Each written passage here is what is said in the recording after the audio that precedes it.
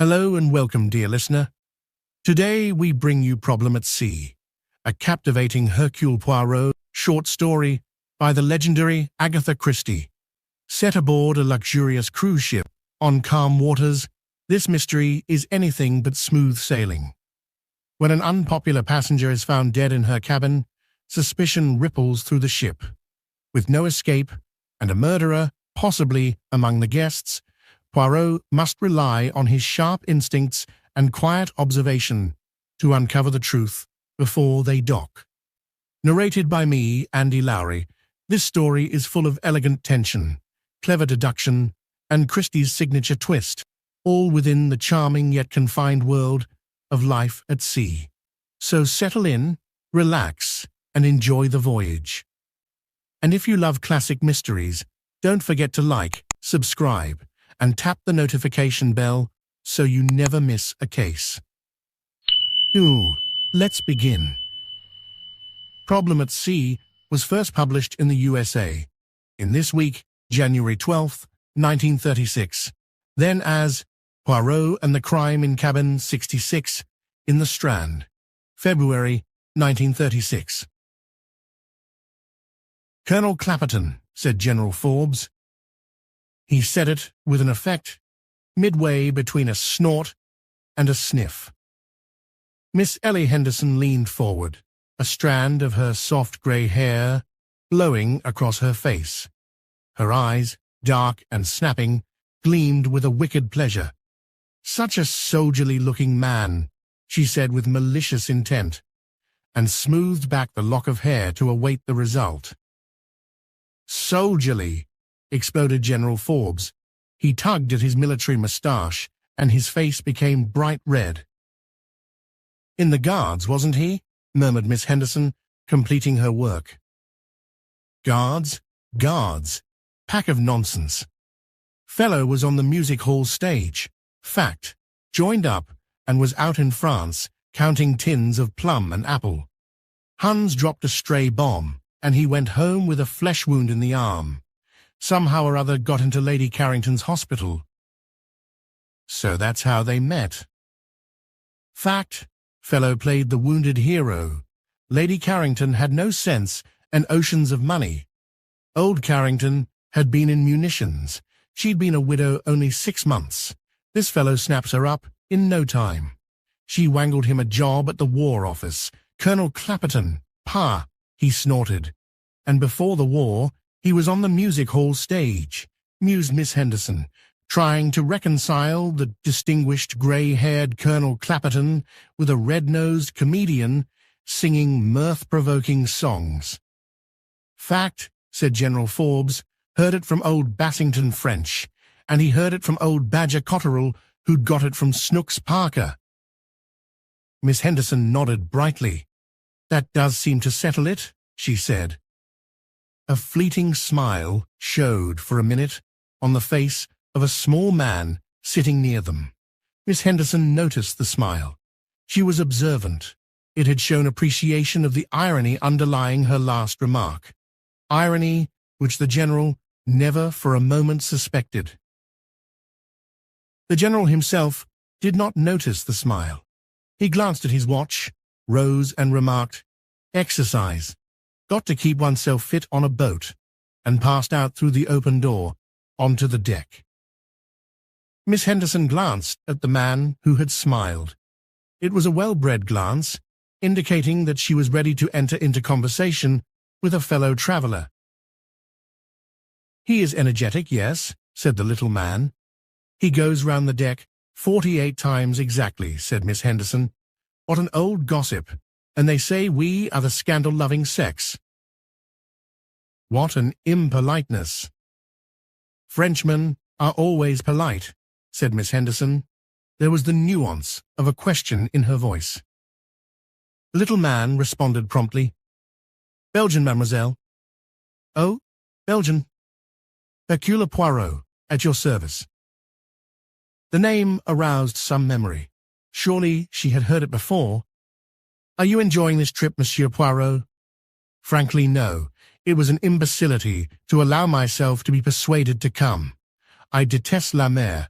Never does it remain tranquil. No, not for a little minute. Well, you admit it's quite calm now. Monsieur Poirot admitted this grudgingly. A CE moment, yes. That is why I revive. I once more interest myself in what passes around me.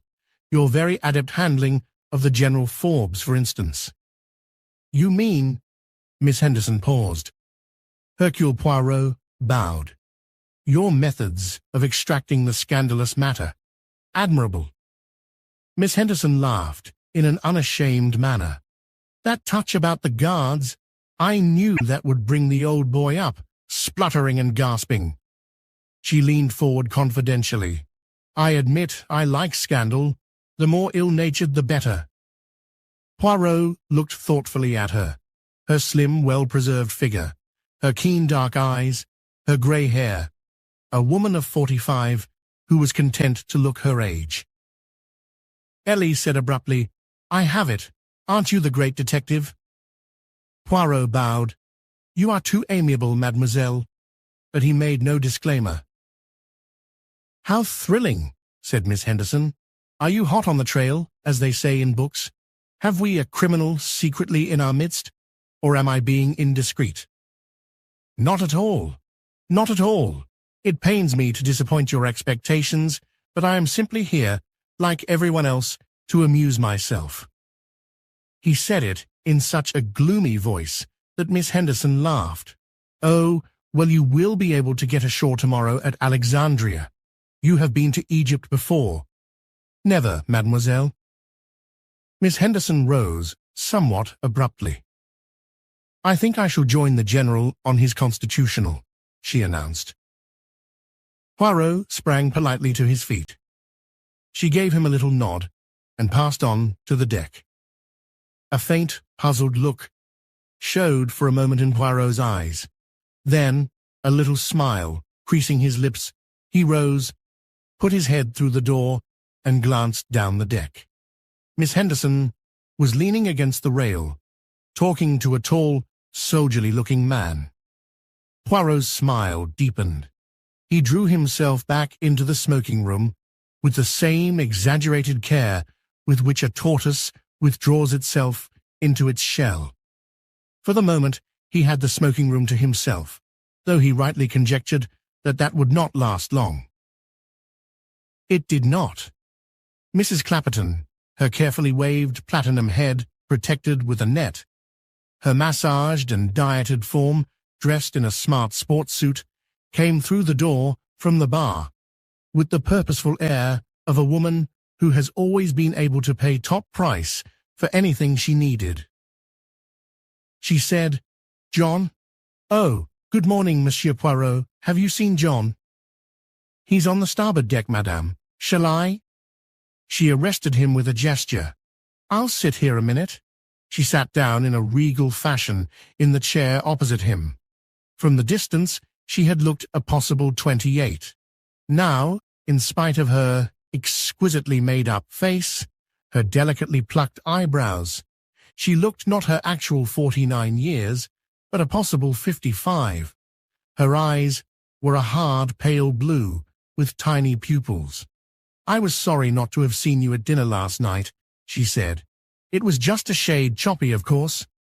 Precisement, said Poirot with feeling. Luckily, I am an excellent sailor, said Mrs. Clapperton. I say luckily, because with my weak heart, seasickness would probably be the death of me. You have the weak heart, madam. Yes, I have to be most careful. I must not overtire myself. All the specialists say so. Mrs. Clapperton had embarked on the, to her, ever-fascinating topic of her health. John, poor darling, wears himself out trying to prevent me from doing too much. I live so intensely, if you know what I mean, Monsieur Poirot. Yes, yes. He always says to me, try to be more of a vegetable, Adeline. But I can't. Life was meant to be lived, I feel. As a matter of fact, I wore myself out as a girl in the war. My hospital? You've heard of my hospital? Of course I had nurses and matrons and all that, but I actually ran it. She sighed. "Your vitality is marvelous, dear lady," said Poirot, with the slightly mechanical air of one responding to his cue. Mrs. Clapperton gave a girlish laugh. "Everyone tells me how young I am. It's absurd. I never try to pretend I'm a day less than 43, she continued with slightly mendacious candor. But a lot of people find it hard to believe. "You're so alive, Adeline," they say to me. "But really, Monsieur Poirot, what would one be if one wasn't alive?" "Dead," said Poirot. Mrs. Clapperton frowned. The reply was not to her liking. The man, she decided, was trying to be funny. She got up and said coldly, "I must find John." As she stepped through the door, she dropped her handbag. It opened, and the contents flew far and wide. Poirot rushed gallantly to the rescue. It was some few minutes before the lipsticks, vanity boxes, cigarette case, and lighter and other odds and ends were collected.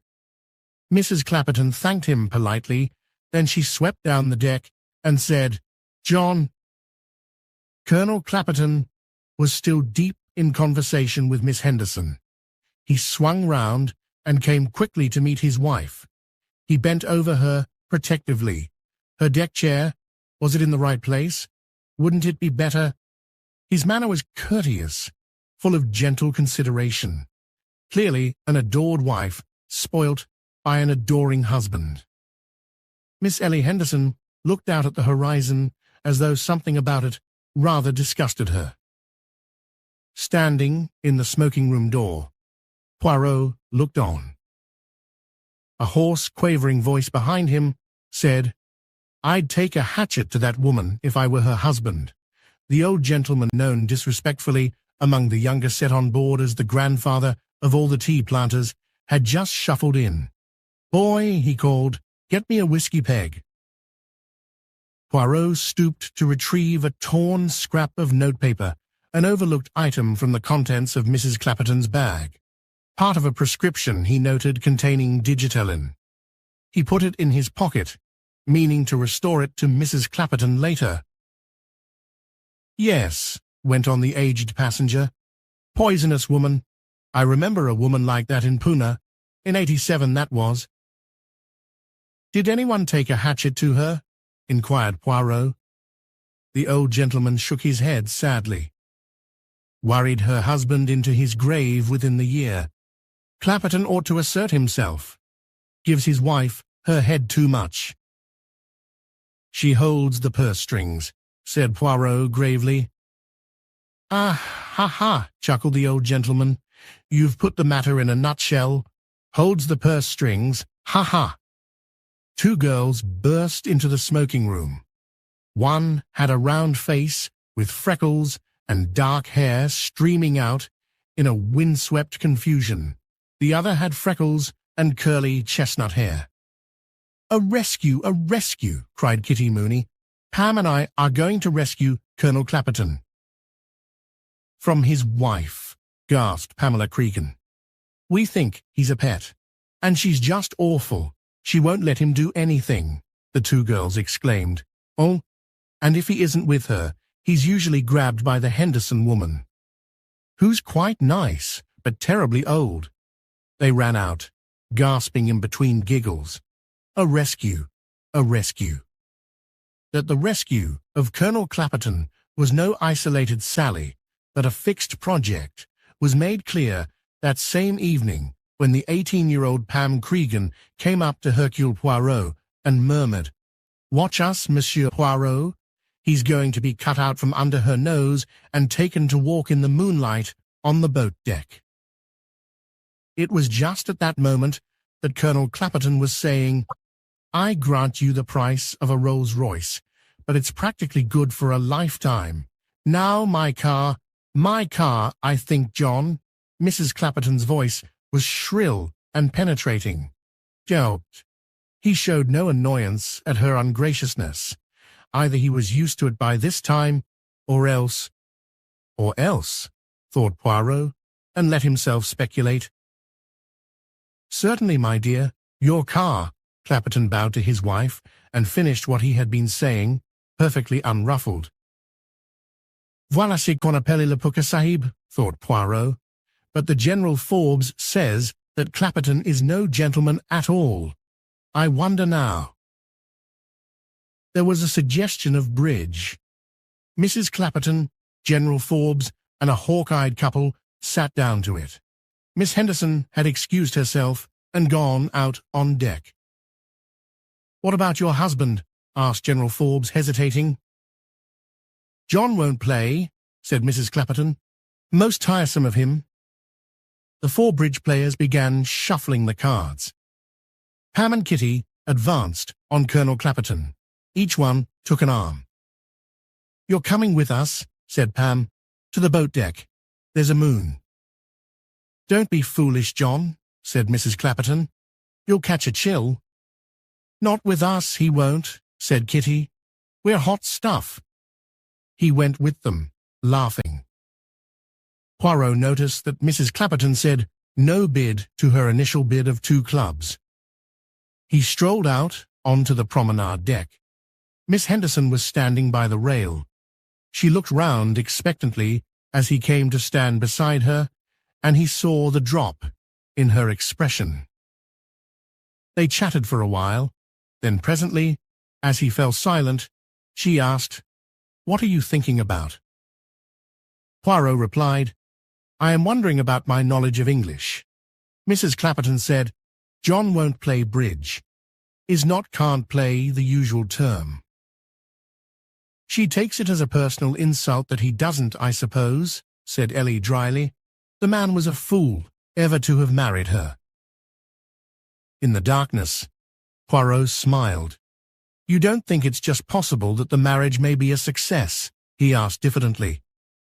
"With a woman like that?" Poirot shrugged his shoulders. "Many odious women have devoted husbands, an enigma of nature. You will admit that nothing she says or does appears to gall him." Miss Henderson was considering her reply when Mrs. Clapperton's voice floated out through the smoking-room window.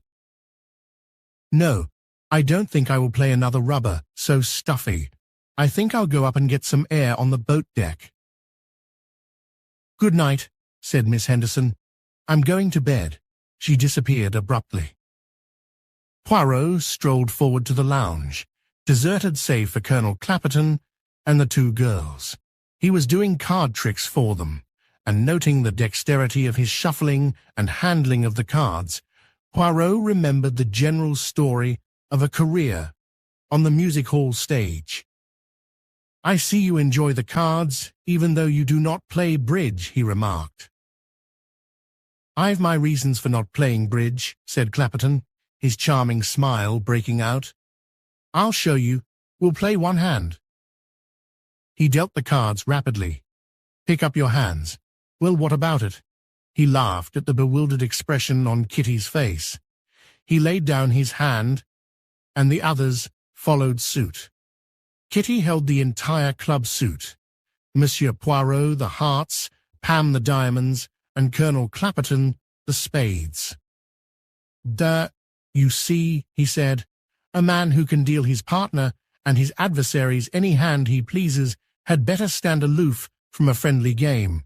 If the luck goes too much his way, ill-natured things might be said." "Oh," gasped Kitty, "how could you do that? It all looked perfectly ordinary."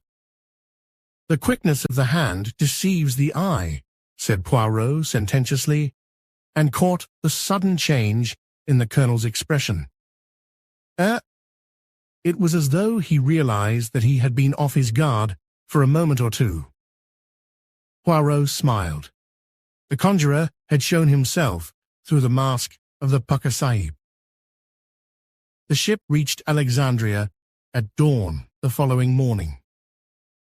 As Poirot came up from breakfast, he found the 2 girls all ready to go on shore. They were talking to Colonel Clapperton. "We ought to get off now," urged Kitty. "The passport people will be going off the ship presently. You'll come with us, won't you? You wouldn't let us go ashore all by ourselves. Awful things might happen to us." "I certainly don't think you ought to go by yourselves," said Clapperton, smiling. but I'm not sure my wife feels up to it." "That's too bad," said Pam, "but she can have a nice long rest." Colonel Clapperton looked a little irresolute. Evidently the desire to play truant was strong upon him. He noticed Poirot. "Hello, Monsieur Poirot, you going ashore?" "No, I think not," Monsieur Poirot replied. I'll just have a word with Adeline," decided Colonel Clapperton. "We'll come with you," said Pam. She flashed a wink at Poirot. "Perhaps we can persuade her to come too," she added gravely. Colonel Clapperton seemed to welcome this suggestion. He looked decidedly relieved. "Come along then, the pair of you," he said lightly. They all three went along the passage of B-deck together. Poirot, whose cabin was just opposite the Clappertons, followed them out of curiosity. Colonel Clapperton rapped a little nervously at the cabin door. "Adeline, my dear, are you up?" The sleepy voice of Mrs. Clapperton from within replied, "Oh, bother, what is it?" "It's John. What about going ashore?" "Certainly not." The voice was shrill and decisive. "I've had a very bad night. I shall stay in bed most of the day." Pam nipped in quickly. "Oh, Mrs. Clapperton, I'm so sorry. We did so want you to come with us. Are you sure you're not up to it?" "I'm quite certain." Mrs. Clapperton's voice sounded even shriller. The Colonel was turning the door handle without result. "What is it, John?" "The door's locked. I don't want to be disturbed by the stewards." "Sorry, my dear, sorry. Just wanted my Baedeker." "Well, you can't have it," snapped Mrs. Clapperton. "I'm not going to get out of bed. Do go away, John, and let me have a little peace." "Certainly, certainly, my dear." The Colonel backed away from the door. Pam and Kitty closed in on him. "Let's start at once. Thank goodness your hat's on your head. Oh, gracious, your passport isn't in the cabin, is it?" "As a matter of fact, it's in my pocket," began the Colonel. Kitty squeezed his arm. "Glory be!" she exclaimed. "Now come on." Leaning over the rail, Poirot watched the three of them leave the ship. He heard a faint intake of breath beside him and turned to see Miss Henderson. Her eyes were fastened on the three retreating figures. So they've gone ashore," she said flatly. "Yes, are you going?" She had a shade hat, he noticed, and a smart bag and shoes. There was a shore-going appearance about her. Nevertheless, after the most infinitesimal of pauses, she shook her head. "No," she said. "I think I'll stay on board. I have a lot of letters to write." She turned and left him. Puffing after his morning tour of 48 rounds of the deck, General Forbes took her place. "Aha!" he exclaimed, as his eyes noted the retreating figures of the Colonel and the two girls. "So that's the game. Where's the madam?" Poirot explained that Mrs. Clapperton was having a quiet day in bed. "Don't you believe it?" The old warrior closed one knowing eye. "She'll be up for tiffin, and if the poor devil's found to be absent without leave, there'll be ructions." But the General's prognostications were not fulfilled. Mrs. Clapperton did not appear at lunch, and by the time the Colonel and his attendant damsels returned to the ship at 4 o'clock, she had not shown herself. Poirot was in his cabin, and heard the husband's slightly guilty knock on his cabin door. Heard the knock repeated, the cabin door tried, and finally heard the Colonel's call to a steward. "Look here, I can't get an answer. Have you a key?" But Poirot rose quickly from his bunk and came out into the passage. The news went like wildfire round the ship. With horrified incredulity, people heard that Mrs. Clapperton had been found dead in her bunk, a native dagger driven through her heart. A string of amber beads was found on the floor of her cabin. Rumour succeeded rumor. All bead sellers who had been allowed on board that day were being rounded up and questioned. A large sum in cash had disappeared from a drawer in the cabin. The notes had been traced. They had not been traced. Jewelry worth a fortune had been taken. No jewelry had been taken at all. A steward had been arrested and had confessed to the murder. "What is the truth of it all?" demanded Miss Ellie Henderson, waylaying Poirot. Her face was pale and troubled.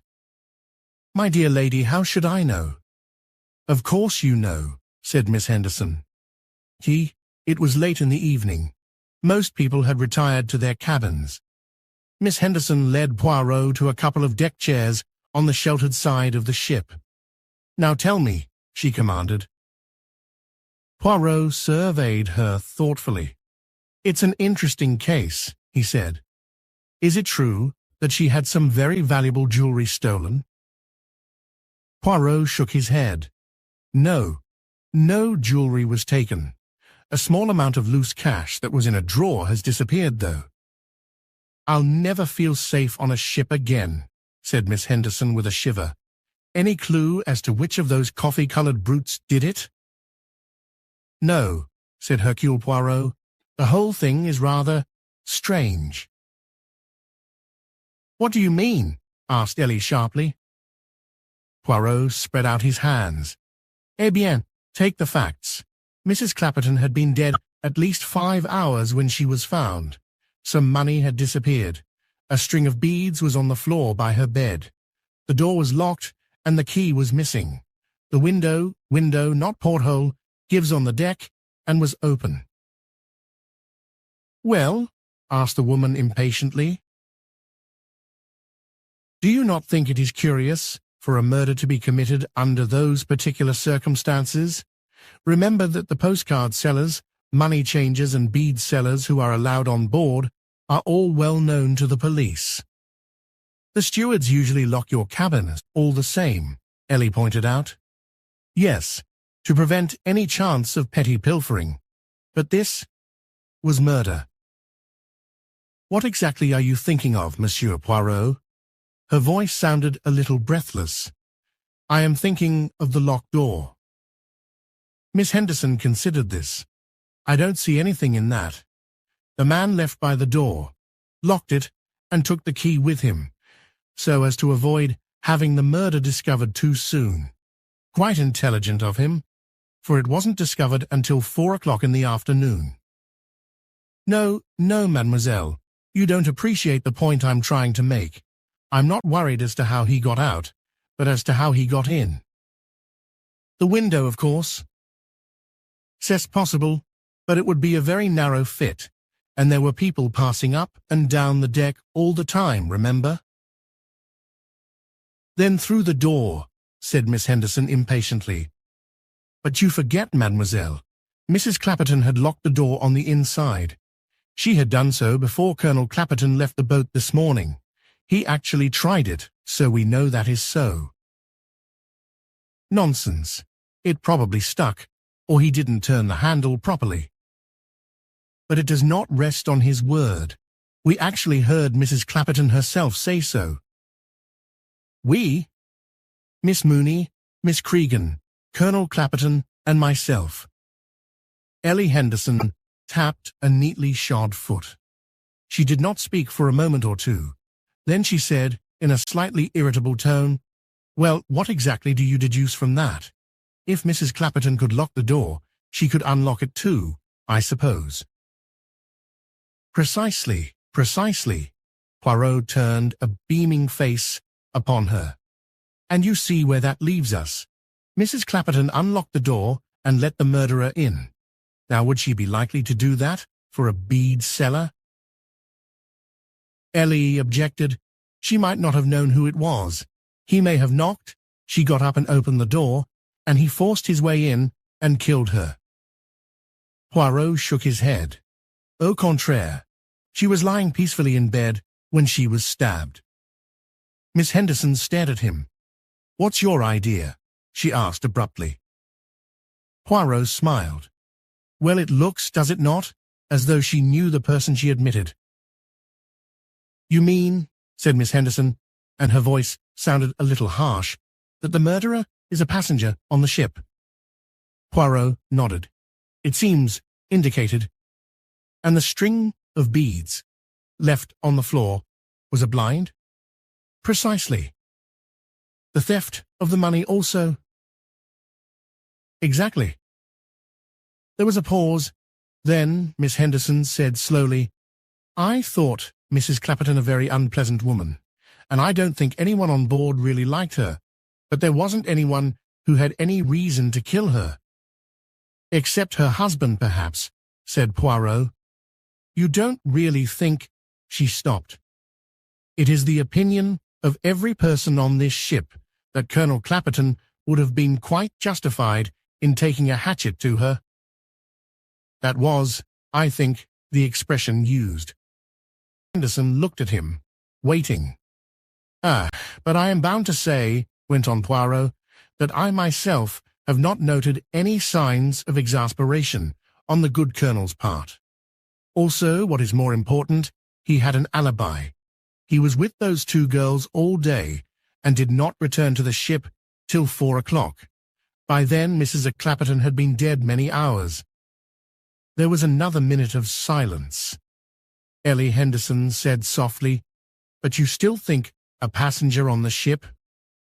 Poirot bowed his head. Ellie Henderson laughed suddenly, a reckless, defiant laugh. "Your theory may be difficult to prove, Monsieur Poirot. There are a good many passengers on this ship." Poirot bowed to her. "I will use a phrase from one of your detective stories. I have my methods, Watson." The following evening, at dinner, every passenger found a typewritten slip by his plate, requesting him to be in the main lounge at 8:30. When the company were assembled, the captain stepped on to the raised platform where the orchestra usually played and addressed them. "Ladies and gentlemen, you all know of the tragedy which took place yesterday. I am sure you all wish to cooperate in bringing the perpetrator of that foul crime to justice." He paused and cleared his throat. "We have on board with us Monsieur Hercule Poirot, who is probably known to you all as a man who has had wide experience in such matters. I hope you will listen carefully to what he has to say." It was at this moment that Colonel Clapperton, who had not been at dinner, came in and sat down next to General Forbes. He looked like a man bewildered by sorrow, not at all like a man conscious of great relief. Either he was a very good actor, or else he had been genuinely fond of his disagreeable wife. "Monsieur Hercule Poirot," said the captain, and stepped down. Poirot took his place. He looked comically self-important as he beamed on his audience. "Messieurs, mesdames," he began, "it is most kind of you to be so indulgent as to listen to me. Monsieur le Capitaine has told you that I have had a certain experience in these matters. I have, it is true, a little idea of my own about how to get to the bottom of this particular case." He made a sign, and a steward pushed forward and passed on to him a bulky, shapeless object wrapped in a sheet. "What I am about to do may surprise you a little," Poirot warned them. "It may occur to you that I am eccentric, perhaps mad. Nevertheless, I assure you that behind my madness there is, as you English say, a method." His eyes met those of Miss Henderson for just a minute. He began unwrapping the bulky object. "I have here, messieurs and mesdames, an important witness to the truth of who killed Mrs. Clapperton." With a deft hand, he whisked away the last enveloping cloth, and the object it concealed was revealed, an almost life-sized wooden doll, dressed in a velvet suit and lace collar. "Now, Arthur," said Poirot, and his voice changed subtly. It was no longer foreign. It had instead a confident English, a slightly Cockney inflection. "Can you tell me, I repeat, can you tell me anything at all about the death of Mrs. Clapperton?" The doll's neck oscillated a little. Its wooden lower jaw dropped and wavered, and a shrill, high-pitched woman's voice spoke. "What is it, John? The door's locked. I don't want to be disturbed by the stewards." There was a cry, an overturned chair. A man stood swaying, his hand to his throat, trying to speak, trying then. Suddenly, his figure seemed to crumple up. He pitched headlong. It was Colonel Clapperton. Poirot and the ship's doctor rose from their knees by the prostrate figure. "All over, I'm afraid. Heart," said the doctor briefly. Poirot nodded. "The shock of having his trick seen through," he said. He turned to General Forbes. "It was you, General, who gave me a valuable hint with your mention of the music hall stage. I puzzle, I think, and then it comes to me. Supposing that before the war, Clapperton was a ventriloquist. In that case, it would be perfectly possible for 3 people to hear Mrs. Clapperton speak from inside her cabin when she was already dead." Ellie Henderson was beside him. Her eyes were dark and full of pain. "Did you know his heart was weak?" she asked. "I guessed it." Mrs. Clapperton talked of her own heart being affected, but she struck me as the type of woman who likes to be thought ill. Then I picked up a torn prescription with a very strong dose of Digitalin in it. Digitalin is a heart medicine, but it couldn't be Mrs. Clapperton's, because Digitalin dilates the pupils of the eyes. I have never noticed such a phenomenon with her, but when I looked at his eyes, I saw the signs at once." Ellie murmured, "So you thought it might end this way?" "The best way, don't you think, mademoiselle?" he said gently. He saw the tears rise in her eyes. She said, You've known all along that I cared, but he didn't do it for me. It was those girls. Youth. It made him feel his slavery. He wanted to be free before it was too late." "Yes, I'm sure that's how it was. When did you guess that it was he?" "His self-control was too perfect," said Poirot simply. "No matter how galling his wife's conduct, it never seemed to touch him. That meant either that he was so used to it that it no longer stung him, or else, eh bien, I decided on the latter alternative, and I was right. And then there was his insistence on his conjuring ability. The evening before the crime, he pretended to give himself away. But a man like Clapperton doesn't give himself away. There must be a reason. So long as people thought he had been a conjurer, they weren't likely to think of his having been a ventriloquist. And the voice we heard, Mrs. Clapperton's voice. One of the stewardesses had a voice not unlike hers. I induced her to hide behind the stage and taught her the words to say. "It was a trick, a cruel trick," cried out Ellie. "I do not approve of murder," said her.